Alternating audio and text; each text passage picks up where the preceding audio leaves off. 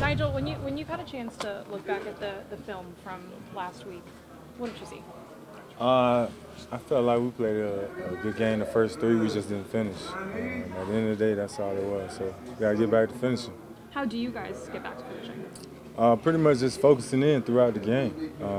I say you look at that game, we had opportunities to get off the field, and we didn't capitalize on those. So we got to capitalize on all opportunities and be able to get off the field in those situations to win the game. Blake Bortles has been struggling. Last week they put in Cody Kessler. Do you have to prepare for two quarterbacks? And if so, what do you see out of Blake Bortles in general since he is expected to start? Obviously, we're just expecting Blake out there right now because he is a starter. Obviously, we got to go out there and do what we're supposed to do and be able to dictate that if that's what the case is.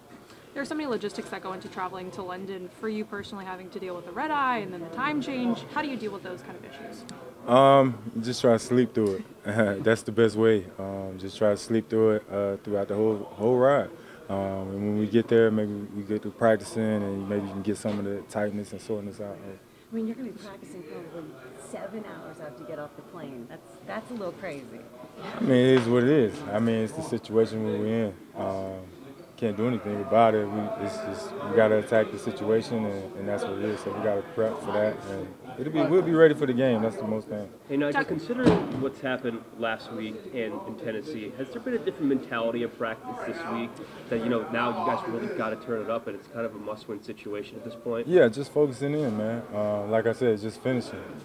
Focusing in, being able to finish throughout the whole game, being focused the whole game, not just 3/4 of the game, 3/4 of the game, things like that. So it's pretty much just that, buckling down and knowing we got to capitalize on those opportunities when we get them. Do you think the lack of focus has been an issue with some of these fourth quarter collapses? I mean, we just pretty much, man, some teams, sometimes they make a play. Obviously, they got great players too. And, I mean, it's just some things here, maybe a little bad technique, some here and there. I wouldn't say it's a whole lack of focus, but it's been close plays where we could have maybe focused in a little more and made that play. Brandon Graham said yesterday that he thinks it's going to come down to these two defenses. Do you agree? It's probably going to be a defensive game. I wouldn't see why not. I mean, it's two good defenses at the end of the day. And I think, obviously, whoever plays the best that day will win. Nigel, this is a different week for everybody. Because do you like the fact that it's something different, that you don't normally do this, that it's just different? Yeah, it's different. Obviously, it gets you kind of out of schedule because we kind of like, sorry guys, you got a routine of what you like to do during the week as far as like, massages and treatment and things like that.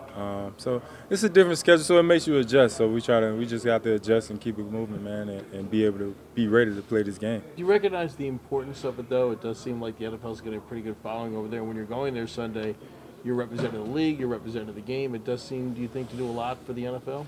Oh yeah, I mean obviously it's a great atmosphere. It's extremely fun. I've been there once before in my career, so it's just a great experience, man. Overall, being able to just go out there and play a game of football that you love in front of a whole different country and a different type of passion, and it's fun, man. It's fun. The Jags like to run the ball. They haven't had Fournette in a while. How do you see that offense kind of being affected and getting Carlos Hyde? What do you think that's going to do for him? I think that's why they still be able to run the ball, man. They still got good backs between Hyde and Yeldon, obviously, and I think it doesn't really change the pace too much. They're still going to be a run-first offense. That's what they focus on. I know the goal here is always stop the run first. Is that even more important this week, considering the way their offense is? Oh, for sure. I mean, that's what they focus on. So we have to make them one-dimensional, man, and being able to take that away, we'll be able to take the clock away and a lot of other things that key factors in the game.